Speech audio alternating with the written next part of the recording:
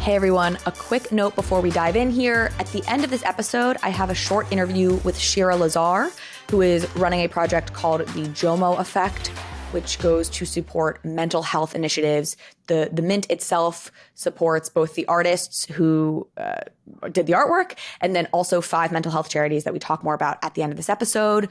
This is a project that's done in conjunction with, it's called Peace in Live, which is an organization, a mental health organization that Shira started during the pandemic. They're also working with Deepak Chopra's organization. There are some Deepak Chopra tie-ins here. Folks know him. He's a meditation and mental health wellness guru. And I just wanted to flag it up top here because the mint is ending today at 1 p.m. Eastern time. So this episode is launching Friday, May 12th, and the mint will close today at 1 p.m. You will be able to get them on secondary, of course, after the fact, which will go and also help to support the charities. If you are interested in supporting the charities themselves, we're also including a pledge link below. So if you missed the mint, but you want to support the cause, you can go click the pledge link below to just donate directly to some of these amazing causes. So in the show notes below, you'll get the mint link for the JOMO Effect, more information about the JOMO Effect. Shira is sending us a bunch of links you can go check out. You can also still pledge. You can buy on secondary. All of the things, the mint is happening on Polygon, so you do not need to worry about gas wars from that standpoint. And just grateful to Shira for spreading the word. It is Mental Health Awareness Month, and so she's pushing out this project to help spread the good word around mental health. It's especially important for the NFT community. It's hard to be in this world, losing money, making money, and I think it's important that we all talk about this. So stick around to the end of the episode to hear my conversation with Shira Lazar. And with that, we're going to get on to the episode after this word from our amazing sponsors who make the show possible. Y'all know I think one of the most powerful use cases for NFTs are loyalty programs, which is why I'm so excited about our latest partner, GALXE. That's GALXE. GALXE is a leading platform for building a Web3 community. It is a no-code, plug-and-play solution to create task-based campaigns and loyalty programs. With over 67 million users, GALXE has worked with folks like Optimism, Polygon, Arbitrum, and more than 2,100 other partners with reward-based loyalty programs of their own. And I'm especially excited to announce their latest product offering, GALXE Mint List. Mint List enables NFT projects to issue allow lists based on different user profiles. It's free to use, and projects can then take advantage of GALXE's other offerings, like Task and Quest, which incentivize audience growth and user retention in the long term. Go beyond the mint and keep using GALXE's infrastructure to reward users through on and off-chain actions. GALXE's goal is to help projects grow in an authentic way and help them retain their users and communities over the long haul. And as a user, you can start contributing to your favorite Web3 communities today, joining allow lists through Mint List and earning rewards, NFTs, oats, tokens, and points. Go to galaxy.com right now, that's GALXE.com right now, or click the link in the show notes to get started. Your Web3 community is waiting. I am so excited to announce that this year, Overpriced JPEGs has partnered with OpenSea, the world's leading NFT marketplace, built for everyone, creators, collectors, noobs, and experts alike. I'm an OpenSea user because they have the best selection of NFTs and a truly inclusive view of the ecosystem, supporting 8 chains and 8 global languages. I trust the systems they've put in place to keep the space safe, like copy mint protection, malicious URL detection and removal, robust verification, and more. It's why they are the place to buy, sell, and create NFTs. That's right. You know OpenSea, you use OpenSea, but did you know that OpenSea now has drops? New exclusive projects launch every week from top projects and creators, and you can check them out now using the link in the show notes. They also recently introduced self-serve drops, which is in beta, and allows creators to launch their projects right on OpenSea. This drops product gives creators access to tools like rich storytelling drop pages, multi-chain support, and drop mechanic customization. The full launch for self-serve drops is coming this spring. So check out the upcoming drops on OpenSea right now using the link in the show notes and own what moves you. You'll also be supporting the show in the process. Hello, everyone. GM. Welcome back to another episode of Overpriced JPEGs. It is time for the Friday recap in which we talk about all the things that have happened in the world of NFTs in particular this week, which means this is going to be a very short episode because literally nothing has happened and it is boring. And when I sent Zeneca the agenda for today's episode, he sent back a GIF of tumbleweeds just floating down a desert street because there's nothing happening. Anyway, joining me today to talk about the nothing that is happening is Gavin Purcell, a staple now on the OPJ recaps, and Zeneca, of course, a semi-staple on the OPJ recaps and part of Moment of Zeneca. How you guys doing? Fine. Yeah, I'd say that summarizes it pretty well, guys. So, I mean, look, like it's status quo. It's been this way for weeks, months, whatever it is. I mean, users are like where they've been. They're not wildly down, but they're so low, it's kind of negligible anyway, right? Volume is like, I don't think it's like actively down today or this week per se, but it's again like just kind of so low that it's like, what does it even matter? Up, down now at this point. What is like, time? You sound like a nihilist. You're really gone now. Dude, You're like... I mean, what? Tell me I'm wrong. Tell me I'm wrong. No, I feel I'll the say same. one thing. Yeah. Well, I think you're right. The interesting thing is going to be, we had this very strange shitcoin pump, right? And I'm really curious to know who lost money. Was there additional money made by people in this space, and whether any of that trickles back? I don't know. I mean, this is still a bear market. I'm assuming a lot of people said, "Hey, I got to win," and they pulled money out rather than trying to reinvest it. But we'll see. Well, this is not to jump our gun here a little bit, because I think there's a couple projects worth highlighting that are doing okay. Some of whom do seem to have ties to like the PEPE world. You know, like there does seem to be a couple occasions. I mean, really, I'm thinking about like Miladies and PEPE have these ties in a bunch of different ways, it seams like. But anyways, it seems like maybe some PEPE money has been going to Miladies. But let's before we get there, because I think that's something we'll spend a little time on. The the projects that seem to be holding up okay are Captains still. Mm-hmm. And I'm assuming that is a combination of Ray being who Ray is, or 9gag CEO being who he is. The staking that they do, right? I think that tends to keep things propped a bit for them. And maybe the, like, being based in Hong Kong and sort of having like the more access to or more appeal to the Asian markets, and not being just as reliant on Western markets as others are. I don't know. I think all those things plus the fact that the meme coin speculation, they're literally dropping a token called meme, and like, at this time in the market, they seem like a reasonable thing to bet on. Do we have a timeline for that? I don't think so, but they've been teasing it pretty heavily right now. I think, by the way, again, Ray and the 9gag team is so smart at knowing how to work the world that we all live in. Like, I mean, there was that funny tweet. He did an interview yesterday, and he was talking about, what was it? He was talking about sex or something, and meme coins, and it was just like, he knows what he's doing, right? He's very smart. He's like, meme coins are like sex. They're not necessarily bad. It depends on like who it's with, and like, it's not bad or good. It depends on whatever. It was something like that, wasn't it? I'm gonna try and find it because he's funny. Yeah, I also think the interesting thing about Captains to me, and I think this is something really to look back on the whole Meme Land project. Like, it was one of the only projects I've seen that's like a slow build, right? Like when I'm talking about floor price. Zen Academy, baby. Yeah, also that's a good one too. Zen Academy, a nice. You got that gorgeous slow build. Hold on, this is what it was. 9gag CEO on the Twitter space, he was asked, "What do you think of this trend of NFT projects getting VC funding? Is it good or bad?" Yeah. And then he said, "It's like saying is having sex good or bad? It depends on who you're having sex with and how you go about it." Ray, man, he's a funny guy. He's not wrong. Yeah. Okay, so Captains, bright spot, and that does tie into the Asian market piece in the sense that because he's based in Hong Kong, he's not bound by U.S. regulatory rules and scrutiny. So like they can actually launch a token and not feel worried about the SEC or somebody coming after them. And then what else is DeGods is holding up okay. Yep. Maybe we'll talk about this a little bit later. I don't know if we have any interesting thoughts or not, but they obviously just got added to Blend. So, and they had like a tiny little pump. I think I think it was a little bit of like a by the rumor, like it had been suspected that they were going to be on Blend for a little while. So the run up had happened anticipatorily. And then, after it happened, it was sort of like they fell down a little bit. But again, holding up relative to, you're looking at Doodle, like all these projects that are at like 2 ETH, and I think DeGods is still hovering in that 7 ETH range and hasn't collapsed in these times. I will say one thing that's kind of made me like relieved is that these projects that got pumped by Blend, I feel like haven't collapsed that I thought could happen, right? Like there was a world where like I thought give it time. Yeah, well, let's talk. But what's happening right now, I think, and this goes to like the small level of people kind of participating in this thing, is I think when a new one gets unlocked, the people that are playing this game are all rushing to the new one, right? And like Azuki's definitely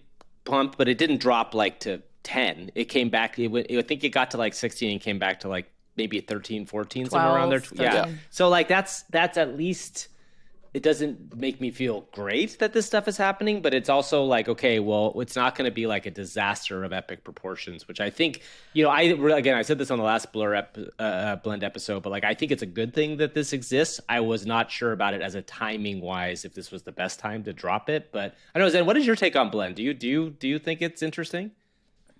Yeah, so I think it's interesting because it's a new type of collateralized lending borrowing mechanic that we haven't seen. So I think from a product perspective, it's interesting, it's different, it's new. I think it's extremely dangerous, as with all lending and borrowing of things, and especially NFTs. And like, actually, I've referenced this a couple times answering this similar question.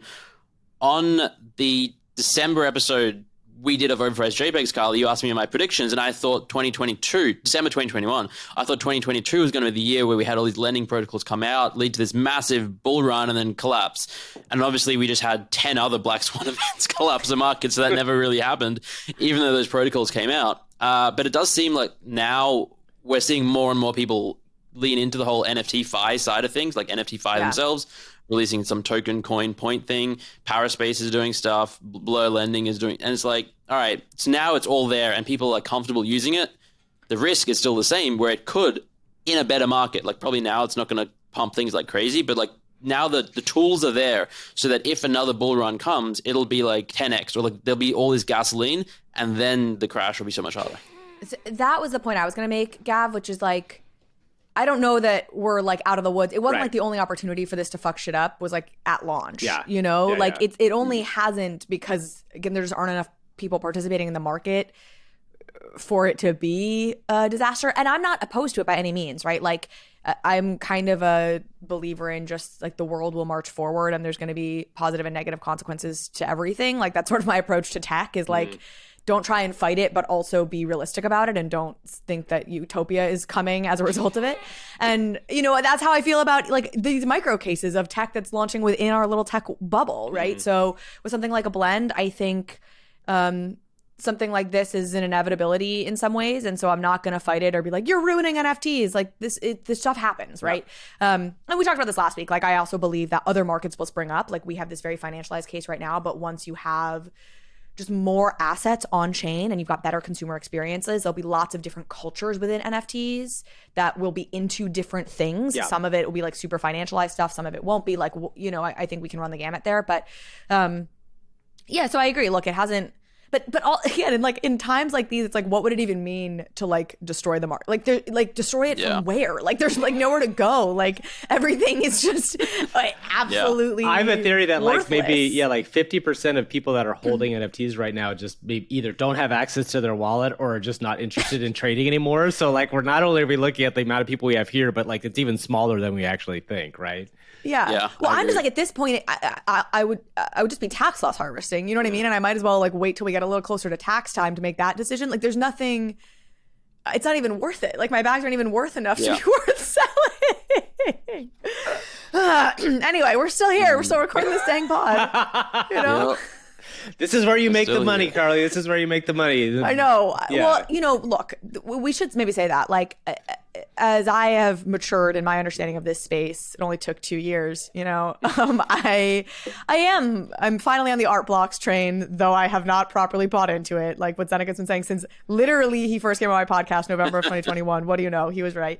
Like, squiggles are down to like 8 ETH right now, I think is the floor, or a little over 8 ETH, right? And like, I do think that in some of that store of value stuff, that feels like it has more enduring potential. Yeah.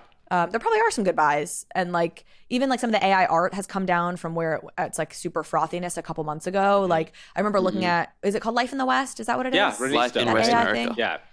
Oh, dude. I talked about that project with Kevin Rose and Derek Edwards on a proof episode, like right before they like really took off and were hitting like 15 ETH and whatever. And I loved it then, and they were at like 2 ETH, and I was like, oh, like I hate spending any money at this point. And then of course they took off to 15 ETH, but they've come back down. I don't know where they're sitting floor price wise, but like they're like 2 to 3 last I checked. Yeah, I don't know. So it's interesting.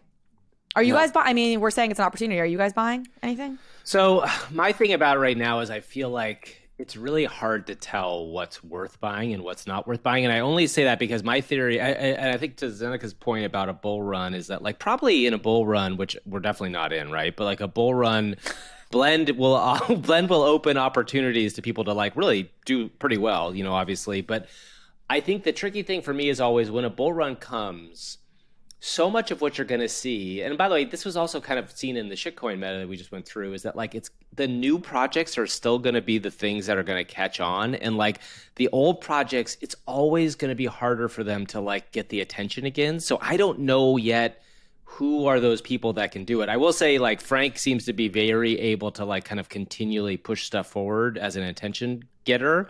So maybe that's something, but everything I'm just not sure about what the prices mean. Like I could see it going down 50% more. I could also see this being the bottom. That's the trickiest thing. But you that's interesting because I feel like you're coming at that from a like almost what I would describe as like a PFP centric approach. Right. And I think that's where I've kind of like a little bit given up on. And that's to state it too strongly. Like I think there's very interesting businesses there, right? I think I've obviously been vocal. I think Yuga is a very interesting business. I think Doodles is a very interesting business. I think all of these are very interesting businesses. I just have no freaking idea what that means for these individual NFT bags. Yeah. Whereas I have a much clearer picture in my head of art as an asset category that can be somewhat understood. Yep.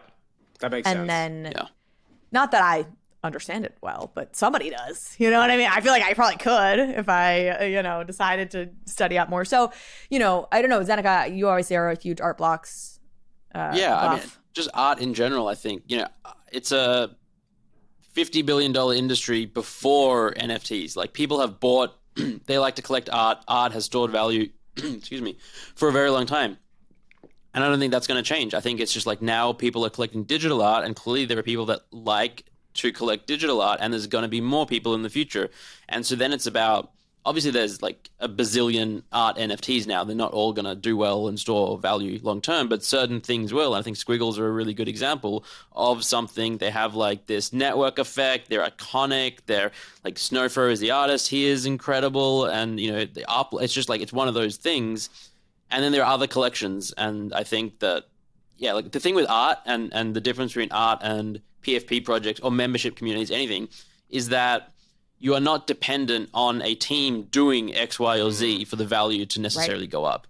You're potentially somewhat dependent on the artist staying relevant and doing stuff, but even then it's significantly less so. And like you can have artists who just like, if X Copy never released another thing, he's still X Copy's work is arguably would even go higher in price. Well, that's the dark thing. Like people die and then they can't do anything, and that's when their art skyrockets in value because you can't get any more, and it's like confirmed scarcity, right? So I think I was going to say one thing that's interesting to me is, have you guys been following Blue Sky, the Twitter alternative? This is kind of a slight deviation. A little bit. So one of the things that's really lightly. interesting to me is one of the conversations around Blue Sky is always about like, hey, there's all these people that were on Twitter that are kind of the cool people have moved on. There's a famous Twitter user named Drill, who if you're not familiar with, you should look him up. He's now on Blue Sky. I don't even know if his tweets still exist on Twitter, but one of the things I think it's interesting is they talk about, I think I heard Ben Smith talk about this on a podcast the other day, Ben Smith, the writer at Semaphore, formerly BuzzFeed News, is that social networks are kind of like a club, right? And when you go to a club, it's super cool. It's the coolest place to be. But maybe by no fault of its own, the club becomes uncool. And there's another club that shows up that's the place everybody goes to. And the club owner goes like, what did I do wrong? I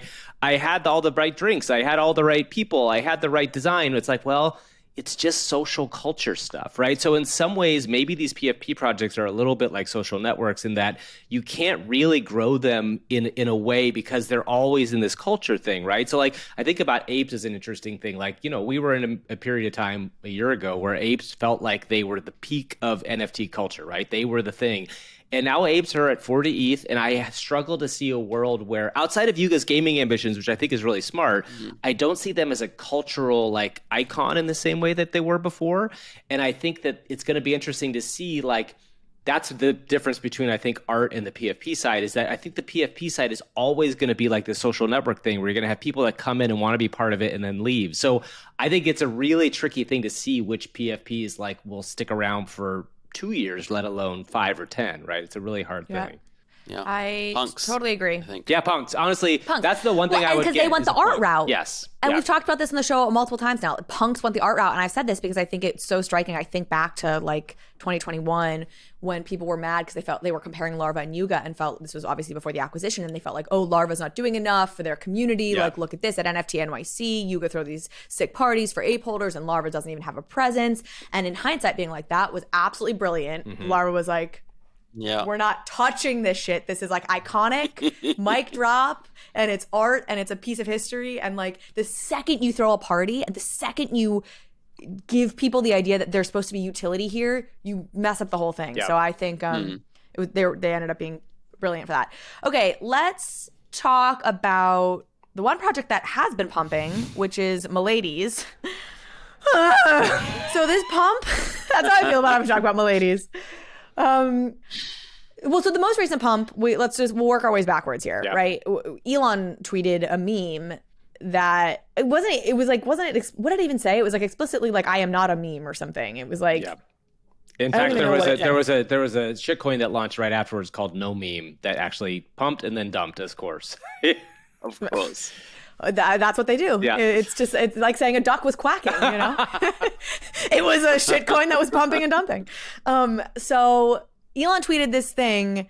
It's actually kind of hilarious to me, the like Elon pumps at this point, because it doesn't mean anything. Like we all know it doesn't mean anything. Yeah, It's he doesn't like literally people NFTs. He hates it. No. He clearly doesn't like NFTs. So like the idea that we're pumping based on it seems insane to me. But it's people pumping under the assumption that other people are going to pump it, and then that causes a pump, right? Yep. It's like it's such an emperor has no clothes scenario, but It's the whole whatever, market, it's pretty reliable.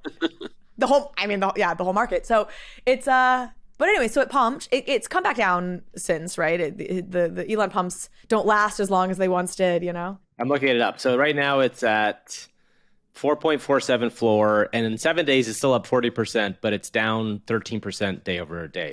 And they, of course, had been one of the first 3 projects On in Blend, which surprised me as well. Like, I know they've been this like kind of under the, I want to say a little bit under the surface. I mean, people know about them, but they have felt a little bit like an under the radar relative to some of like the traditional quote unquote blue chippy ones. I think there are a lot of crypto Twitter people in Miladys, and that's why. Like, I think Miladys has a lot of liquidity in them because a lot of people on crypto Twitter have embraced it, and we can get into what that means and kind of like what it feels like. I think that they're in a slightly different place than they were, say, 6 months ago, where it was getting pretty dark for the Miladys kind of group. There was some real significant serious FUD that I think is important to kind of discuss, but I think it's now been embraced by crypto Twitter in a way that has allowed it to kind of be a larger project. So that Blend was like, oh, that's crypto Twitter. It's like leaning into crypto Twitter. So interesting. Would that be your take too, Zen? Yeah, I think so. I think it's it had gained enough attention for whatever reasons, and like the volume was there and people were interested in trading it. And so say what you want about the origins of it and the values of it and the community, and like the community is thousands of people. There's all sorts of people in there. Clearly, the price had been doing well and there was attention on it, and so it was decided to be one of the 3 collections to launch. I mean, I guess that the volume piece, I mean, it had been having these like kind of pumpy moments for, it feels like months preceding this. And again, sort of one of the few projects even that was having like activity in this time. So I guess that makes sense. I mean, look, it's funny. I guess there is something about Miladys to me that is especially shitcoiny itself a little bit. Like the vibes feel overlapping, which is there's a little bit of like something nihilistic, middle fingery. Yes. And very internet-y about all of them. I want to talk about some of the origins of Miladys because I really do think there's some really dark shit there that, and I'm somebody who was like, has been very vocally not bought into the idea that Yuga are Nazis. And like when people are trying to find those references, I'm like, I think this is crap, and I would say I feel the opposite with Miladys. I'm like, this seems actually dark and gross and like I don't want to be involved in it. I understand it's evolved, it is where it is now, and to your point, there's thousands of people. I'm sure there's tons of people who own Miladys, maybe the majority of people who own Miladys who don't really have any don't know the origins. I didn't, right, until I actively went looking for them. I think I don't know. I was gonna say, I think part of what drives Miladies, for good or worse, for good or bad, is troll culture, right? Like, it feels like it's very much about troll culture, TROLL, troll culture, meaning that, like, born from the world of like what 4chan originally was, right? Before even it got like linked into the alt-right stuff, like 4chan was a trolling board that was kind of like uncensored, and you could do all, I weirdly like Moot. Do you guys know the origins of 4chan? Moot was like a 15-year-old kid in the mid 2000s who started 4chan and like didn't know what he did, but like it was like this really in the very beginning, it was like, wow, this is where the internet was being born from. Like, internet culture was coming from it, and then it turned into this place where, unfortunately, internet culture was being born from it, right? Like, that's where it kind of transitioned.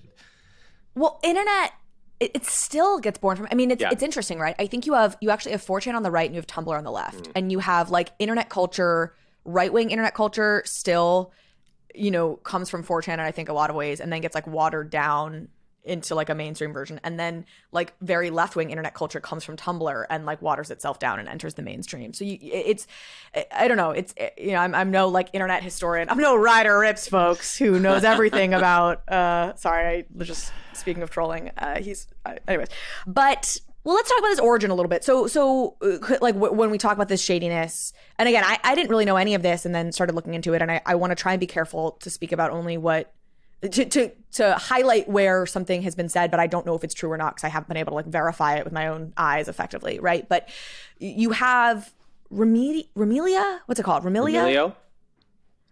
No, well, that's Remelia, like the male Remelia, counterpart. But the parent company, quote unquote, right? Like the kind of like the umbrella organization for Miladies is this thing Remelia, which was founded by Charlotte Fang, who also is seen at times going by Charlie Fang, who is also Charlemagne, I think also sometimes they refer to themselves that way. I guess it's he pronouns we've had confirmed or whatever. So it's a he, he's a he. And then, I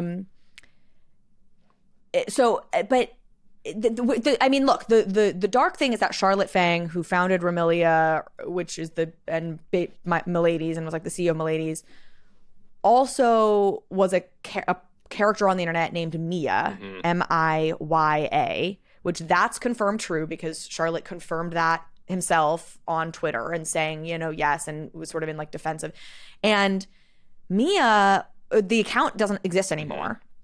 So kind of everything I know about Mia, I'm just taking at face value from like things I'm reading. And so, take that for what it is. But like saying really fucked up shit on the internet, like, there's all this talk about, Mia was apparently an important figure in Kali Yuga accelerationism, which is of course why there were accusations that Yuga Labs was connected to this, because Kali Yuga is this term in this like particular wing of right-wing internet stuff. And like, as part of like that, the Kaliak website has all sorts of weird ties to Nazism, to grooming young girls, to encouraging anorexia. Like, it's this whole thing of like brainwash young girls, get them to be anorexic, get them to cut themselves, get them to commit suicide. Like, and this is where it just gets very hard to know what's real, what's not, what this Charlotte Fang as Mia was actually involved in, what they weren't. Charlotte's claims are that this was all, they acknowledged they were Mia, they acknowledged they said really horrible shit, but that it was all performance art in a way, and like this is all part of this like performance character, which I just like don't accept at all. Like, there's no performance art where without any level of irony, not that I don't even know how you find the irony, you're joking about like killing all the Jews and grooming girls. Like, I just like, I think that's a completely illegitimate excuse. So I don't know. Now, Charlie has since, has since stepped away from Miladies and said, I don't want to be a distraction. But like, the project is clearly, it comes from, to your point, troll culture, and comes from this like, we want to shock people, and comes from, we want to like give a little bit of the middle finger to the world. They have an offshoot project, Milady's Bitch or whatever, that like, the t-shirts all have things on them that like spell out BITCH, it's like an acrostic poem essentially. And like Treblinka is like one of the words frequently on the T letter, which is just a concentration camp. Like, it's not a word outside of being the name of a concentration camp. So you're like, this is where like, if the Yuga Lab stuff was to me a lot of grasping for connections and like trying to find them in this like bizarre conspiratorial way that didn't fit for me, this is like right there in front of you, there's clearly direct references being made here. Okay, I know I just spoke a lot. I'll pause. I'll caveat some of that too, but like I find the origins of this to feel very icky in a way I have never bought some of the other allegations that circle in this space around like icky origins. Yeah. I was just going to say, I think that I feel the same way. And listen, I don't think this is always the tricky conversation around representational media. And I think representational media, NFTs really are representational media. So like, I see more than enough that I don't really feel like I want to connect with that community. So like, I don't own one. You owned one. I owned one a long time. I owned one because I was like, hey, I actually love internet culture, right? Like I've literally covered internet culture for 20 years. Like I worked on Attack of the Show, which was literally a show about internet culture back in the day. And I think internet culture is fascinating. Every step along the way is interesting. I bought one kind of early on, and then actually I sold it when all this stuff started to come out. Because like I don't want to feel like I'm associated with it. And I've never bought back in again because like I think that it just doesn't represent me. I don't feel like it. I kind of want that in my wallet. You know, when you look at it from an investment standpoint, I think one of the things that's happening right now, which is interesting, is it's a little bit about what the narrative of this thing is and then who attaches itself to it, right? So like the narrative, I think, of the FUD kind of like really brought it down at one point. I think it had gone out in like last fall, it had come up to about an ETH, and then the FUD came out and it went down, I think, almost all the way to like 0.3, 0.4, somewhere around there. And then I think they've started to shift slightly how it's perceived by the world. But the thing that I always find interesting is I have friends of mine who are just normal, you know, Twitter crypto NFT people who have them and use them as their PFP. And I think to them, it's kind of that middle finger thing, right? It's like, we're going to be part of this thing.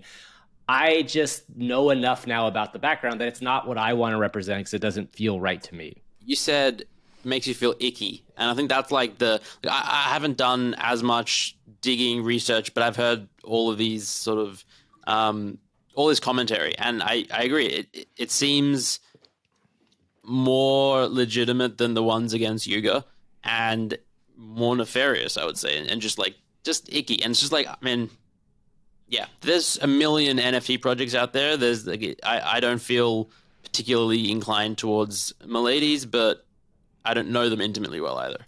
Yeah. Well, and I should say, because I mentioned like, you know, there's like the Treblinka reference on the t-shirts, and it's weird, right? Because you're looking at these t-shirts, there's like 6 different variations. Somebody come for me. I'm sure there's 50 or whatever, but there's not that many variations of these t-shirts. Again, it's like an acrostic poem that's like BITCH, and it's like those beans, like it's all this like it's these like random commonplace words, and then it's just Treblinka. And the Miladys team has said that basically these acrostics were randomly generated where they fed it source materials, like specific articles that it was to pull from.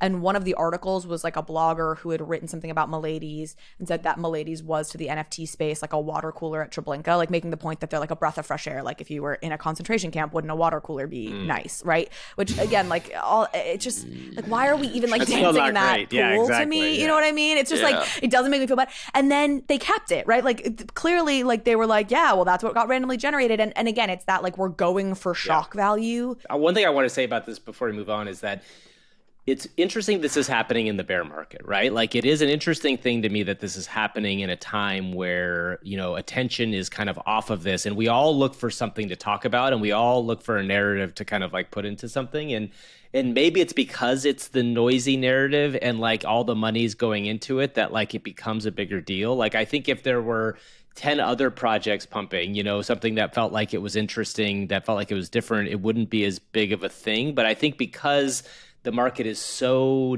small now, and because the market is so there's so few people in it, I think when you see something like this, it becomes a much larger representation of what the space is. That's one of the things that worries me, is that you've got like this kind of like overarching sense that like if the Milady PFP kind of proliferates and people are out there, that the representation angle of it is an interesting thing, right? What it means for NFTs in general. Yeah, I totally agree. Like I'm not really a fan of this stuff going off, and but look, I'm not in the Discord. It's good to give these caveats because things can evolve from their origins, I suppose. But it feels like the culture is still kind of that ilk a little bit. Like there's still a little bit of that shock value culture, and it's like, okay, but like, so you haven't like fully split from it. What was the project? Okay, I was talking about this with Gavin last night. What was FameLadySquad? Right? That was the project that was actually run by like 3 Russian dudes or whatever. ever, you know, like that felt like one where you're like, it's like a clean break. Like it was like 3 dudes running a project being like, it's the first woman NFT project, like the most classic, just like, and then everyone's like, oh, it's actually like, you know, again, like 3 Russian men. And then they were like, we're sorry. And they like handed the project over to Becky, I think, right? And to some women. Like that's a kind of an example of like, great, grow from your origins, because there's been this like very clean break and you're now down a very different path. And I think that the tricky thing with Milady is like, it doesn't feels like, okay, like Charlie's not involved anymore. I guess, whatever. But it doesn't feel like there was like this clean break. We move on. We're kind of like resetting the story. It feels like a little bit of like, and we've just continued to kind of evolve the story and maybe water down the story. So it's like a little bit more of an acceptable place, but like it's sort of just like coming from the same stream. Let me introduce you to a brand new company that I could not be more excited about. Web3 Sense. A Web3 analytics platform that combines on-chain data with social media insights to give you the deepest, most meaningful intelligence into any NFT community. I have tested other analytics platforms out there, but Web3 Sense has the most comprehensive capabilities I've seen in the NFT ecosystem. They apply sophisticated data science to wallet histories to determine behavioral patterns and help shape predictive analytics. In other words, they can tell you which Twitter accounts are actually the influencers in your space. And they can tell you what resonates most within a community by looking at what other communities token holders are involved in. The number of use cases here is virtually unlimited. So whether you're a trader, creator, institution, brand, agency, I promise Web3 Sense has data that you want to see with the deep and actionable insights that you need to build, analyze, grow, start, whatever you want to do within the NFT space and in terms of building a business and a community. Now, they are still in very early days, so they're eager to connect with the community. So if you're interested in learning more about what Web3 Sense can do for you and your business, and you should be, go and fill out the very short form linked to in the show notes, and someone from their team will reach out with more information and an opportunity for a product demo. Trust me, you won't regret it. Well, this segues us reasonably well to the shitcoin stuff, because there's like, you know, again, like I said, Miladys to me is actually the shitcoiniest of the popular NFT projects right now, or as if there are popular NFT projects right now. There's 3, I think, and we just mentioned them all.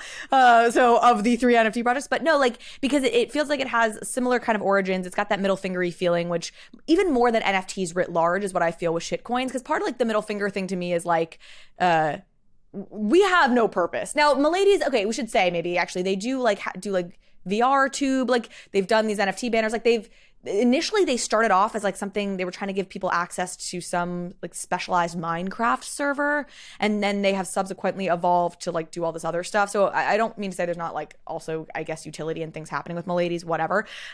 But there is an element of like we exist to be sort of like a troll, and I see shitcoins in general as a troll of the financial system. Like it's so a piece with the GameStop stuff, with you know, BlackBerry pumping, like with this AMC, right, with this kind of desire to like give a middle finger to traditional finance and be like, you guys aren't that smart, like we're gonna drive up all this ridiculous shit and make a bunch of money on it. So anyways, let's talk about the shitcoin saga continuing. I haven't even looked at my turbo. The turbo went up, turbo went down. I'm sure I've lost money on it now. I didn't sell it. I mean, weirdly, it's holding okay, but it's not. It's definitely down from where it was. I mean, one of the things I wanted to talk to Zeneca about, because when this all started happening and we didn't have Zeneca on last week, is that Zeneca's been through this sort of world before and had some really interesting thoughts. I mean, I don't know, Zen, what is your take on this? Obviously, this season seems much faster than these have ever been, and maybe it's because we're in a bear, but I'm curious to know what you think about this world. Yeah, so early 2021, when I first got into crypto again, and NFT, like I spent like 6 weeks trading meme coins, like all day, every day. I was in Telegram chats and tracking, and I was just like, it was a much longer thing. Like for 6 weeks, every day there was projects, and it was kind of like the NFT phase in 2021 that summer as well, where so it lasted a lot longer, and it was also to me indicative of a lot of retail participants kind of off the back of GameStop, AMC was like, you know, let's take Doge to the moon and like, you know, give us the chance to make money off these random things instead of, you know, US Treasury bonds or whatever, you know, the institutions are traditionally doing, and like having to be an accredited investor to make money. It's like, no, anyone can buy some Doge and let's do it. There's similarities to that this time around, but the market is just so wildly different. So but I think it's still too soon to tell. Like, I don't know if meme coin season is over, or if like it's just getting started and we have another month or 2 of madness ahead of us. It's really, really, really difficult to tell. The thing with I've been thinking more and more and more about meme coins and like PFP projects, and they're really similar, which is a little bit depressing. But it's becoming more and more apparent as, of course there are exceptions. Just like with coins, there are ERC20 tokens and blockchains that are not memes. They have utility, they have value. There are NFTs that have that as well. But I think the vast majority, and like the vibes are just the same. You go into like a random Discord in late 2021, it was exactly the same as a random Telegram or Discord group now, where people are like, don't sell now, someone's going to come and sweep the floor up. This is just a dip, get the dip. It's just like, it's very similar. Yeah. And I'm writing a newsletter on this topic, and I was researching, and I went back and looked at SafeMoon, which is like one of the bigger meme coins of 2021. They have a roadmap. They were talking about making a game. It was exactly like NFT projects. Like, yeah, they have a roadmap. Yeah, I'm like, okay, yeah. So, yeah, depressing. Yeah, it's fascinating. I one of the things I remember that SafeMoon thing. Carly was laughing probably in part because I remember the what's his name from Barstool. Do you remember this? Oh. Yeah. No. Okay, so Dave Portnoy, right, the founder of Barstool, bought SafeMoon. Yeah. Like so many people had bought SafeMoon, and then there was the security. Was it the SEC that's like gone after a bunch of people?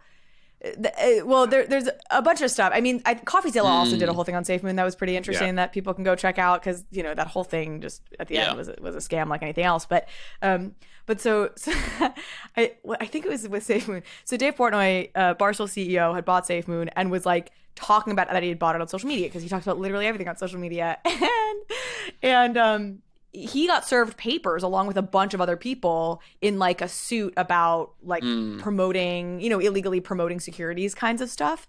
And he ultimately got out of it. He's like, this is the craziest shit of all time. If you go, he like posts the stuff he was posting about SafeMoon, and it's so hilariously stupid. First of all, he literally says, I know nothing about this shit. It's definitely all useless. Yes. Do not buy it. Right. So he's like definitely not promoting it. And then it's like these stupid videos. Gosh, I wish I could think of them. I'm not gonna be able to describe it well. SafeMoon is now in the Dave Portnoy business and vice versa. Why? I don't know fucking why. It could be a Ponzi scheme. I like the word moon because that's where I want to go. It's hilarious to go back and like watch the stuff he was posting about SafeMoon because it was so obviously like this man has no idea what he's talking about. Not that anybody who's talking about this shit does because there's no fundamentals here, right? But it was also just hilarious videos of like picturing like the SEC being like, yeah, go after that guy. He was like, really pumping this stuff, like this is a serious matter. I think the biggest thing about this time is you have to be aware that when people talk about PvP versus PvE, right? I want to do a quick definition of this because they're gamer terms, but like PvE is player versus environment, PvP is player versus player. And I think that one thing that people think about when they think about 2021 is PvE means you're not fighting against other people, you're fighting against a computer. That time, lots of people were making money, right? Because it was this thing where like all this new money was coming in and you essentially were still PvPing, but like it was all this money rushing in. We've been in like PvP mode really since like May, since the other side mint, right? Since May of 2022. So like a year ago now. And I think that PvP mode means all of this stuff that Zeneca spoke to in Telegram chats and Discords, it's all bullshit. Do you know what I mean? Like you have to think from the beginning that is bullshit that people are either and I don't mean this in a way that people are nefarious on their own, but like people are trying to make sure that the money they put in can go up, or they're trying to make sure that they can get out at a reasonable level if it's already down. Like there's a number of people right now, I think, in these Discords, like when you look at PEPE, which I think is down 50% from the all-time high, Turbo, which is down over 50% from the all-time high. And this was a week ago, right? This is a week ago. So people bought in at these levels, and of course they want to keep that value up, even if they think it's not going to go up. They needed to get back to a place where they can feel okay about selling it. The other thing I would say about this time, which is important to do, is if in this DYOR, do your own research, but if you feel like, be careful of the, I don't know what the term for this is, but if you've lost money, always feel okay about selling at a loss, right? Because sunk cost policy, that's what it was. So because truthfully, if you can get out of that mindset and is to know that like sunk cost fallacy will really take you much further down. Somebody helped me learn this in NFTs, like I think in like March or April of last year, is like, just because you put in X number of ETH into something doesn't mean that you should be expecting to get that out. And if you see something going down, you're almost 95% of the time better just getting out rather than trying to like hope it goes back up. So I think it's an important lesson for right now. Yes, one I have not learned and never learned. And I have rode these babies up and all the way back down. Like most of us. Yeah. There's a flip side to that I like to think about a lot. Whereas, let's say you put in $100 or $500 into some meme coin, and now all of a sudden it's worth $50,000. I always ask, like, people are like, should I sell? Should I sell half? Should I sell? Think about, like, would you, if you had $50,000 right now, would you buy $50,000 worth of the coin? No, probably not, because that's crazy. You're not, unless you're a multimillionaire. Even then, it's crazy. So you should probably, if you're not going to buy the amount that you have, you should probably be selling. And that's something that I think very few people think about, because they're like, I only put $100 in, even though it's worth $50,000. And that's why when it goes from $50,000 to $10,000, they're hating themselves, because they were overextended with $50,000 worth of the token. So you should continually keep selling back until your bankroll is large enough that $50,000 is, in an ideal world, not as significant. Yeah, that's smart. Yep. That's funny. I mean, Zeneca, I was gonna say, your background in poker and stuff, right? Like, this is all stuff you learn as a person that tries to gamble professionally. And that, by the way, again, we've said this, that is what this is, right? Like, you can. Let's be clear, there is a lot more skill in poker than there is in NFTs. Let's be very, very clear. That is a skill. This is very true. But the other thing is also, poker is a fair game. This is not necessarily a fair game, because there are people who are rugging you. There are people who are in secret chats and they're like, let's pump this token, and then you know, we'll have hidden wallets and we'll dump, and then so it's not only is it less skill, it's less skill in a rigged game, which is really, really dangerous. You can make money, but it's extraordinarily risky and dangerous. Yep, for sure. I've said this on the podcast before, but one of my favorite tweets of all time was right after the GameStop thing happened and all of Wall Street was like losing their heads, and somebody tweeted, they were like, oh no, the wrong people are manipulating the stock market, you know? And it's like, I had to explain this to my daughter the other day, because she was like, what is all this stuff you're doing? And I was like, well, it's this. And I said, it's also gambling. And then, like, what I thought about was, it's like, that's, I mean, the interesting thing about people who are from TradFi and DeFi and all this stuff is, like, it's just the same version of different things, right? Now, granted, in companies, there are fundamentals, and there are some companies that have fundamentals, but the people who are playing it like hedge fund managers are doing a very similar sort of option to this. Like, you're looking at the flux in how things are going up and down. So there is a real skill here, but the skill still is like a gambling skill, right? It's a skill of, like, how do you follow this stuff and make sure you're in at the right point and out at the right point. Yeah. It is also, I don't know if I'm going to regret saying this, but I probably won't. Like there's a certain, like, vibes. If you're in the pocket of the culture that pumps stuff, you have this advantage. And that culture is, like, a lot of kind of young dude gaming culture stuff. So, like, I'm obviously very in favor of, like, women getting into NFTs and women getting into blockchain. But I got a little nervous sometimes at the peak when it was like, get women in here, because I was like, I actually think we have a little bit of a disadvantage of, like, trying to just, like, read the room on, like, what's gonna pump. So it's like, get into the tech, but don't get into, like, this flipping thing, because it's very, like, I found that, like, I've talked about this before, like, Creeps is just, like, not my vibe. I don't like the art at all. I think the project's cool. I think they're super smart. They're doing lots of interesting things. So from a business perspective, it's interesting. But, like, when people love that art, I was like, I hate this art. And it felt very, like, Rick and Morty art to me. And it feels very, like, dudes are drawn to that. Like, this, it is driven a lot by gamer bro interests. And if you don't get that, which, like, that's not exactly my vibe and aesthetic. Like, it's just, you're playing at a disadvantage in addition to all the rigging that you've already described then.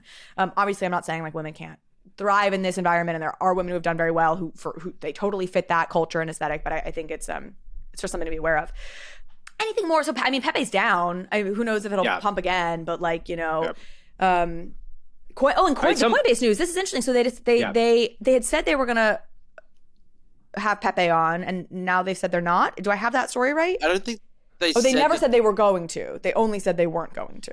So my understanding is, I think someone like, I don't know if it's a real image or fake, and this is again, but, like, there was an image of, like, Pepe on Coinbase where it's not listed yet, but it's like a placeholder thing. And, like, that was circulating. And then Coinbase comes out and there's, like, in their newsletter, they say something along the lines of how they talk about the alt-right history of Pepe, and how, I think in that newsletter they say they're not listing it, or somewhere else they say they're not going to be listing it. Yeah, it was a newsletter that Coinbase sent out, and the quote was, what you should know about PEPE, the meme coin of the moment. PEPE, which was issued around 3 weeks ago, is a comically huge supply of 420 trillion tokens, has been leading meme coin activity. The token is based on Pepe the Frog meme, which first surfaced on the internet like 20 years ago as a comic strip character. Over time, it has been co-opted as a hate symbol by alt-right groups, according to the Anti-Defamation League. So this goes to speak to some of the stuff we were talking about before, right? Which is like a very tricky, it's when you pick symbols that have had things, whether or not they were intended to represent something, you are going to have to deal with baggage, right? And that is partially what this is. Yeah, and I'm like a believer in reclaiming stuff, right? Like, why give the bad people more credit than they deserve, right? So if something has evolved past that original symbolism, like taking joy in the fact that like we've taken it away from the bad people, like I tend to have that kind of a perspective, but it is, the Pepe stuff is tricky because it was just by the way, Matt Fury, interesting artist, super cool. I use Pepes in Discord all the time because they're so, in terms of like reactions and things like that, like it's a part of the language of the internet. And I think that's an important thing to be aware of too. Yeah. Yeah. Oh, this stuff is tricky. And like, I'm so, all of us are like reasonable people about this stuff. Like I'm not like a Puritan about any of this. Again, I think it's better when we can reclaim symbols, but I also just, it's honestly, to your point, Gavin, about like the image of this space. Like we already have such an image problem, and like, why feed that image problem further? But it depends on why you're in this space, right? There's people who got into this because they really do, like, from a place of like I don't even want this to go mainstream, right? Like, this is my corner of the world, and I'm much more somebody who wants this to break out and to be just like a mainstream technology and a mainstream everything, right? And so, anything to say on that before we move to the light, bright, and airy world of Pudgy Penguins? Let's go to the penguins. Breathe it in, folks. We are ascending into cute merchandise on Kellogg's cereal boxes and plushies in Walmart. So Pudgy Penguins announced that they have raised $9 million. We do not know the valuation. The round was led by 1KX, which is like they're growth investors. Gavin, you have some thoughts on this. Hit me with your thoughts. I love, first of all, I have a couple Pudgies. I'm a big fan of their community. I'm a giant fan of what Luca's done. But I think what's cool about this to me is that I actually like that it's not a huge raise. Like, I mean, it's still a lot. I mean, $9 million is a lot of money, obviously. But like, the idea is you saw these communities raise at like 50 million. I mean, Yuga raised, I think, 400 million. Was that what it was? At like a $4 billion or something crazy. 450 million. 450 million. Yeah. So like, oh my God. Oh yeah. I definitely knew that. And I knew the $4 billion valuation. I like that this seems like first of all, if you haven't been following the venture capital world, like venture capital has collapsed in terms of like investment, especially in the crypto world. Like, as much as there's still money there, like it's not like people are getting the valuations they used to get. No, like the rest of us, they've all just pivoted to AI. Yeah, the money that is left. Exactly. I'm in AI now. Yeah, exactly. I was a Web3 investor a year ago, but now I'm an AI investor. So $9 million is enough to do really great stuff, but it's also not so much where like Luca's smart. He's not going to he wants to make sure he owns a giant piece of it still. But I think it's a really good sign for Pudgies as a whole that they're doing things in the right way. And I think Carly and I've talked about this, is like over time, watching them build has been really interesting. And I think the same way with Ray, it's like watching Meme Land build has been really interesting because they're doing things step by step in a way that makes sense. That's my take on it. Okay, I want to give my Pudgy take, but I do want to interject with this one piece of information that I dug up when I was preparing for my Daniel Allegre interview. And I didn't hit this point. I actually mentioned this in my interview with him, but I didn't hit it in a particularly critical way, but mostly because I'm not intending to be critical with this, but it was really striking. So in 2021, Roblox raised this was before they went public. Was it 2021, 2019? I don't know, whatever it was. In the last 5 years, before they went public, they did a Series C, D, whatever it was, raised at a $4 billion valuation, which is Yuga's current valuation. They raised from A16Z, who interestingly enough led the Yuga round as well. And it was like their round was led by them. And at that time, when they got their $4 billion valuation, they had 115 million monthly active users. That's what it took to get a $4 billion valuation pre-NFTs. And then you freaking hit this NFT thing. And Yuga, with like 10,000, 20,000 holders across all of their assets and like mixed public reception, kind of like the face of this like goofy, it like got a $4 billion valuation. It kind of puts in perspective just how maniacal, like kind of just like crazy the valuation stuff got and how bubbly it was. And, I'm sure if they were to try and raise again now, they would raise at a lower valuation. But anyways, and that's not meant as like a good for them. They got it. They did what they had to do, but it's kind of staggering. Okay, on the Pudgy's front, it's so funny because you're absolutely right, Gavin, that this is like not that much money. I also was like, I saw it, I guess, because of the market we're in. Anybody who's raising right now, that's a pretty impressive sign, you could say. And $9 million is like nothing to sneeze at, right? So I'm like, again, I don't know be very curious what their valuation is, what their Luca's retained ownership percentage is on all of this. The thing that jumped out at me was the fact that they did pump a little bit.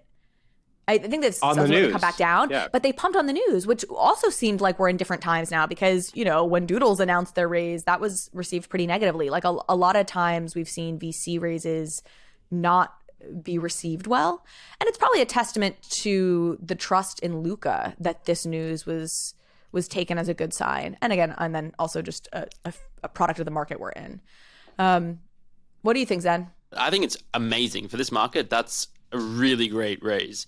And it is very different to a lot of the other projects because of how much time Luca has spent with the community, engaging, like that trust, like you said. It's very different to Doodles going 53 days without tweeting and Luca spending hours a week in the Discord and Twitter spaces, engaging, doing stuff. And like, it's a very different mentality. And I think also having the bear market go on for this long, people see what's happening with royalties. People want that security because if the company fails, literally everyone loses. The holders lose. So like people should want the company to succeed, and VC funding is a great way for that to succeed. The issue has always been how are incentives aligned? And then like if you get VC funding, then they want to make money, and then are the holders the customers? Kind of, yes. And then are they going to be continually monetized? And then now it's like trust that Luca and Pudgy's will figure out an ecosystem and business plan that will reward the holders and not necessarily treat them as customers. Or it's fine to treat them as customers and be customers if you're happy customers. Like people out there buy all sorts of stuff and enjoy it because they like what they buy and brings them happiness and joy into their lives. And so like that's great if you can do that. But it's bad when all your customers are just wanting price to go up so they can sell. And I think Pudgy has built that brand where people love the brand and engage with it. And it's very happy and positive and life affirming. Yeah. It's also striking to me. It always stands out to me anytime one of these projects raises without the usual suspects, right? Like for when Doodles raised and A16Z wasn't on the cap table, I was like, oh, wow, that like stands out because it was coming off of a wave of so many funding announcements that all were led by A16Z. But then even Doodles was led by 776, which is Alexis Ohanian's venture fund that, again, kind of a usual suspect. They're in a lot of these kinds of deals. I think 776 along with A16Z were in the proof round, et cetera. So this is 1KX, Big Brain Holdings, Kronos Research, Old Fashioned Research, and Crit Ventures. Like I know I've heard of Kronos. Like I don't really know these players though, so I don't know what that means. Like I don't know if it's a matter of A16Z and some of these folks who put in a lot of money during the bull are a little bit pulling back. I don't know if it's a choice on the part of Pudgy's to say, hey, we actually want to go a different route than a lot of these other projects have gone in terms of strategically what we're thinking. But I don't know, that stood out to me as well. It's also probably worth mentioning that they announced around the same time as this news that they have signed with WME, which is one of the big three talent agencies. John Rogers and I talk about the Pudgy Penguins news in an episode that's coming out next week, another blockbuster episode. So we don't have to get too much into the like entertainment side of all this, but did want to throw that out there. And Luca came on the show and was clear about the fact that they want to build stories and really build up the IP. And so if you're in that kind of situation, signing with an agency probably makes sense, and they can start try to put deals together for you and things. And I also think it's a more reasonable raise for a company that thinks of itself as say like a media and product company, right? Because I think what was happening before with NFT companies is they were being sold as tech companies, or they were being sold as like crypto coin companies, right? I think that's why at the bull of bulls, apes got their thing was because of ApeCoin, right? Like they got like so many of these projects, and I think even Proof, I don't know if this is true or not, but Proof raised, I think, with the idea of their coin as well, right? Like this is all stuff when the coin is part of it, there's a larger percentage because the VCs can see their way as an exit with the coin. That is another thing that I find so interesting about this Web3 world is just this paradigm shift that may last or to me may not, which is VCs feeling like the exit option is not what it has historically historically been, which is an IPO or an acquisition, but that you've got this liquidity that comes before that in the form of these tokens. And that definitely was the A16Z playbook. I don't know if this is true or not, but I had heard that actually was why Doodles didn't end up having A16Z on the cap table, was that A16Z was really adamant about a token and Doodles didn't want to have to go the token route. I don't know if that's true for sure. That's just things I've heard. And it kind of makes sense to me when you look at what did A16Z do? They did Proof, which has definitely, had it certainly at that time been signaling an intention to a token.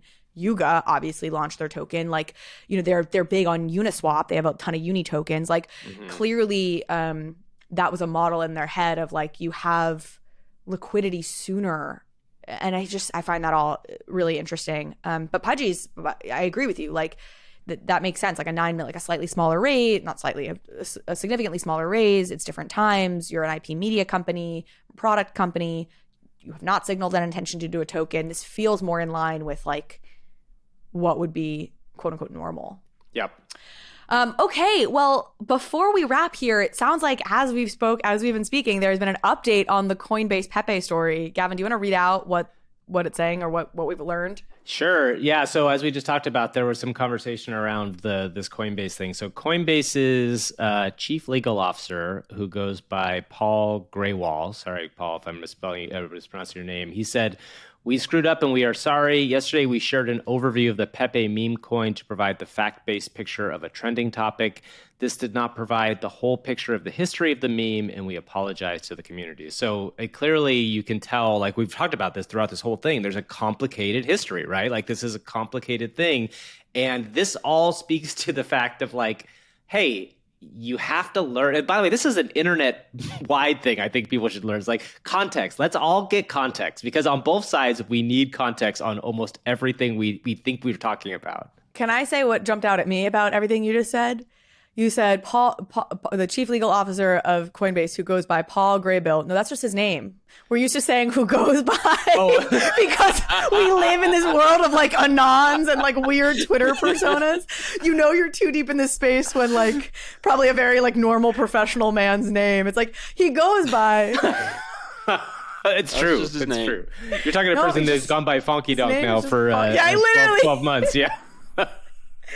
Anyway, Yep.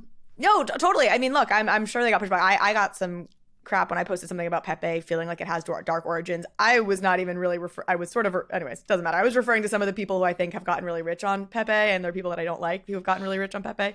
But anyway, all right, folks, we are at time, so I'm going to call it. Hey, look, for a not busy week, we sure have plenty of opinions left to share, And we didn't even get to like the Bitcoin ordinal stuff. Maybe we'll save that for next week. Thank you both so much for being here. Shira, welcome to Overpriced JPEGs. Oh my God, this is a highlight of my day, my year. I'm such a fan, and I just adore you, and I love what you're building, so thank you. Well, I so appreciate it. It is so mutual. And I can't believe, I think is this your first appearance on OPG? Yes, it's my my gosh, it's long overdue. And I'm so excited that this is the conversation we're having. I will say, when you first, I think maybe sent me the press release or told me about this, and we're obviously going to get into what you're doing here, but the JOMO, I know it's called the JOMO effect, but using the expression JOMO really resonated for me. For folks who don't know, it stands for the joy of missing out. Of course, it's supposed to be like stand in contrast to FOMO, the fear of missing out. I am a huge JOMOer. Like I have not had FOMO since I was probably like 15 years old. Like I am an introvert who is like so like enjoys nothing more than looking at a bunch of people like out late or whatever and being in my own little bed like watching a TV show. Like it brings me tremendous joy. So I really resonate with the idea of JOMO. But Carly, how do you deal with it with work? Do you ever have FOMO in terms of feeling like what you're building maybe isn't enough, or what other people are doing, or maybe in the crypto space, maybe as an investor, or for a part sure, of it? Or that's for more like sure investor. I want to FOMO. know about that. Yeah. Yeah, for sure investor FOMO. You know, and maybe this is like an unappealing answer for people, but like I spent a lot of years, and look, I'm young, right? But still, it felt like a long time. Like for so long, I in some ways knew I wanted to do something along the lines of what I'm doing now, and thought I would end up somewhere along the lines of where I am now, even though nothing about my career necessarily pointed to this specifically. If you were just like, you're in politics, what are you doing, right? But I kind of in my own head had the sense that I wanted to end up somewhere like where I am. And so in some ways, the fact that I am here, like I feel really happy to be where I am. And I feel like the fact that I've ended up here is proof that I was kind of right all along, that like there's a bit of a path for me. And I do really am able to take a lot of comfort in that, which isn't to say you don't have like days where I'm like, I'm not building enough, I'm not enough, like these, you know, like whatever, all of those things of course come up. But I would say in a big picture way, I really do feel a certain kind of steadiness of like, I'm on the right track, just like keep going. I have jealousy and stuff that comes up every so often, but I do feel pretty good. I have FOMO of that because Oh, thank you. No, I think that's just a jealousy, right? thing. They're not just. I definitely have jealousy moments. You're like, ugh. But You're human. Of course, and I try and come back to though, like our own paths. You know, we all are on our. I own love that, Carly. journeys. You're more mindful than maybe you. I mean, I feel like you're pretty chill and grounded, to be honest. Like I'm around you, and you're. I pretty don't much know. Like Thank you. I'll take it. And But sharing that really, it's probably part of your success. It's like you have a vision and you're not pushing it too much, but it's kind of opening up for you.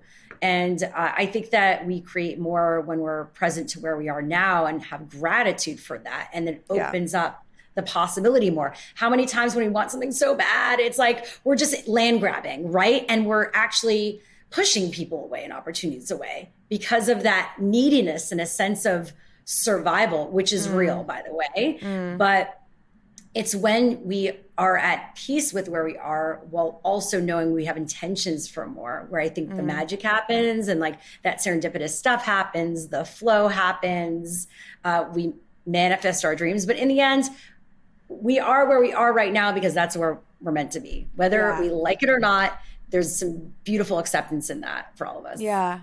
And I just be clear, you know, make myself more likable. I am a tremendous stress case. You know what I mean? Like I am on a micro level. There's all sorts of stuff that I get very like, and I'm, you know, totally whatever. But it's more on that macro level. Like I'm pretty like, you feel good right now. I can ground myself. You're in a good place. Your company's going well. I love this. Is becoming like I know.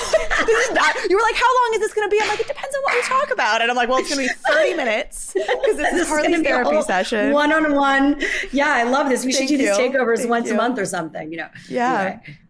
No, I appreciate that. I appreciate that. Yeah. You know, life's certainly a journey. And I only bring up like, I think because I did spend so many years not like knowing I wasn't in the right place. And that's what's given me the ability to feel that now. Like I wouldn't feel this if, you know, like it was like, I felt like I spent truly a decade, like knowing I wanted something like this and not having it. And so now that I'm in it, like, that's why I'm able to be like, okay, this is right. Like you got this far, like, just like keep going a little bit, you know? It's alignment, but I love that you were aware, but like, hopefully you didn't hate yourself along the way. Right. A lot of us end up in situations or work on that, but then you're now in a good place and you get to look back at that contrast. Yeah. So like, that's beautiful. Yeah. And yeah, anyways. All right. We'll move on from this. Thank you to anybody who's still listening. I really do want to talk about the JOMO effect. We need to talk about the project. I don't want to turn anybody off because they're like, I don't want to hear about Carly's whatever the heck. You have fans. Come on. Well, the 6 of them that are still like me enough to want to listen to all of that will hopefully buy the JOMO effect. So this is an initiative to support mental health, both broadly at supporting mental health charities, but also providing resources to help individuals on a mental health journey. Tell us more. Yeah, Peace Inside Live is a digital wellness agency and a collective that I started with my dear friend Jordana Ream, who's also a meditation guide during COVID. And we started out just as a virtual wellness studio and then moved into corporate wellness and then got hired by an NFT to do wellness. And simultaneously, I was moving into the Web3 space. And so there was a bit of an aha moment of this opening of, wow, you know, we want to bring this to more people. Where are there more people that could use this? Well, this is a space definitely that is where there's a gap, right? And where there's teams and communities that want to come together to do better, I believe. I mean, a lot of times, do we talk the talk and walk the walk? Like I'll challenge folks and call people forward and forth to really think about what that means to them. If you talk about your own mental health, if you think there are issues, if you think there's issues, including in Web3, what are we going to do about it? So we started providing customized wellness programs for Web3 companies, their teams and communities, working with Dino Monks NFT, Knights of Degen, being a wellness partner of Outer Edge in LA and doing a wellness pop up during the event. And so it's been really amazing to see that we can really move the conversation forward and destigmatize this and provide tools to people that need it, including in a space like this where you said is fraught with FOMO and there's volatility. It's 24/7 hustle culture because it's global. And I think a lot of founders have spoken out, including in this space, that is really difficult and it's not sustainable. So what are we going to do about it? And it's a space of infinite regret. Like, I definitely feel that. Like I said, especially on the trading side, where I'm like, I didn't sell high enough, I didn't buy early enough, I didn't hold long enough, like on and on and on. The infinite number of ways you can just beat yourself up for somehow not have anticipating something that you never could have actually anticipated, because nobody knows what the actual top is or the bottom is or what every single holder in your community needs or wants. Absolutely. Yeah. And a lot of people losing money too. So these are real issues, right? That absolutely, whether you're Web3 or not would impact you. And so it's like, that's okay. You're human. So what are we going to do about it? And we need to create more of a safety net for this space if that's what's going to happen. And if we're creating these environments, how do we support people? So the JOMO Effect is an initiative we put together with Timepieces, with Deepak Chopra's Save a Love, with House of First, and so many other collaborators. And we brought together 40 artists to create unique pieces of what joy means to them. The art is just incredible. We have some huge artists that are collector worthy. I mean, all of them are. Some of them are emerging, some of them more established, which is great. It's a whole spectrum of backgrounds and ages, which is important, by the way, because you see these projects that get a lot of attention. It's the same people involved. We wanted to shift that too, right? So you're collecting maybe art from people you know, like Gabe Weiss from Stoics, or Jeremy Fall, or Sabet, or Postwook. These are just some of them, but you might discover new ones like Lori Grace or Brittany Pierre, right? So that was really important to us. And all primary sales are going to mental health charities. We partnered with 5 mental health charities that each serve different communities, from the LGBTQ community to the Black community and the global community at large. And so as a holder also, you're not just giving back by buying. One, you're also supporting the artist space. And then as a holder, you get perks yourself. So the Chopra Foundation has offered us some of their top lessons that you'll have access to. Peace Inside Live has a portal with mindfulness and meditation tools and classes. And so it's a lot of fun overall. I mean, some of our perks are better than some of the projects out there, which is great, but also sad. And we also partnered with Atom Bomb Squad, which is huge. And Bobby Hundreds, who was so amazing to say yes to this. And for every 5 that you mint and you're holding, you get an Atom Bomb Squad they created for this that we call a Joy Bomb. And it says JOMO all the way. And it's really cool. And then for 40 plus, you get an experience with Deepak Chopra and a private Q&A that we're going to be doing. So it's amazing. A really cool project all around. I'm really proud of. Yeah, well, thank you for doing it. So there's a couple, I want to get into some of the specifics here a little bit. So some of the perks, the 2 big ones you just flagged are the Atom Bomb Squad, the Joy Bomb, the custom made Atom Bomb Squad that was made for this partnership, access to a group session with Deepak Chopra. Yes. How do you get that? 40, okay. But it's Matic it's 24 Matic each. Matic's right now, I mean, it's at 88 cents hovering. So I've been talking to everything from like people that have their companies and they're going to buy the 40 and then bring their staff in for this intimate experience with Deepak Chopra, or individuals. I mean, this is something you'd pay a lot more money for. And so I think it's a bang for your buck. Plus you're getting some great art. Yeah, amazing. And tell me a little bit more about these charities. You obviously started to talk about them. Obviously, there's different ways to approach mental health, mindfulness being a great one. That seems like a lot of what you're focused on. Obviously, that's Deepak's piece is around meditation. Yeah. Is that where these charities are focused as well? Or do they run the gamut in terms of the type of support and help that they're providing? Yeah, the American Foundation for Suicide Prevention is definitely resources and tools. They were the one that really pushed for the 988 number here in the US, which helps for those in crisis.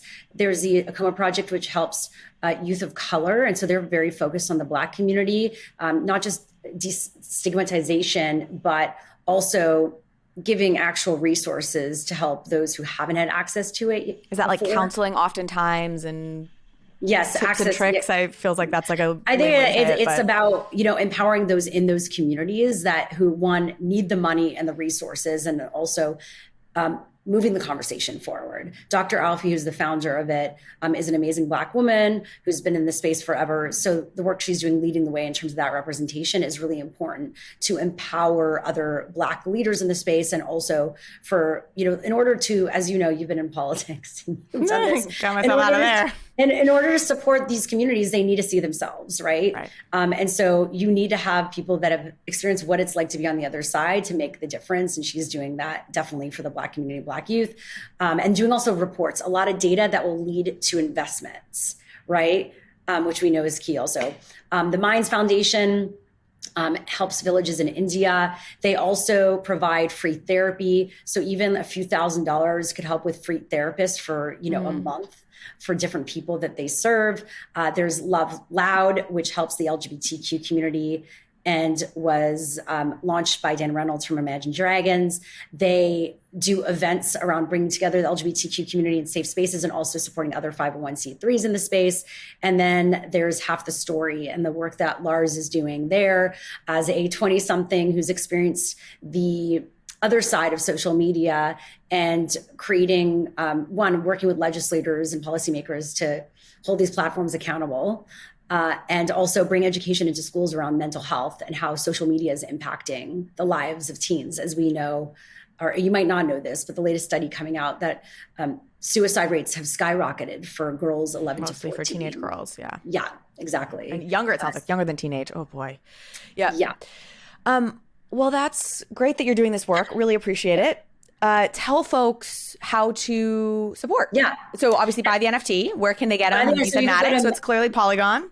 It's Polygon, Magic Eden. If you go to Peace Inside Live, the link is there, or Shira Lazar, mine. It'll be easy to find it. Well, Shira, thank you so much. Thank you for coming on. And Links thank you. below. Of course. Yes. Go support. You and I will sync up later about getting me a couple of these. I'll pay for them, but we have to talk because I'm so bad. Harley's on board. So you're hearing it right now. Jump on board. Here first. JOMO. I'm not doing this because I'm going to make money, guys. By the way, it's not financial advice. By the I'm doing way, this to support I'm not the even making cause. Do you realize I took off? Like, I basically been working on this full time for 2 months, like not making any money. I was like, I need to get back to like actually making I need to money. pay some bills here. I need to pay bills.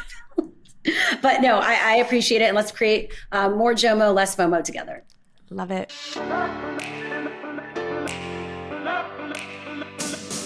Thank you so much for watching this episode of Overpriced JPEGs. If you liked this conversation, if you liked this episode, please go ahead and hit subscribe.